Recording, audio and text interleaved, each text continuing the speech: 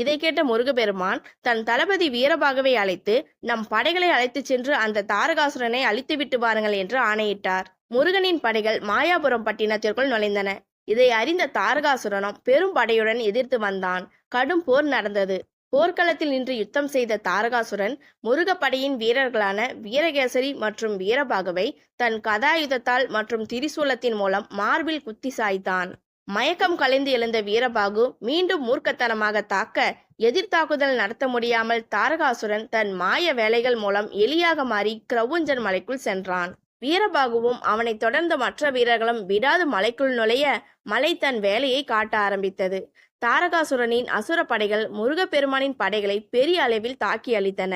இதை நாடுதல் மூலம் அறிந்த முருகப்பெருமான் நேரடியாக போர்க்களத்திற்கு வந்தார். வந்தவரின் வலிமை அறியாத தாரகாசுரன் சிறுவன் என முருகனை கிண்டல் செய்தான். கோபம் கொண்ட முருகப்பெருமான் அவனை கடுமையாக தாக்க ஆரம்பித்தார்.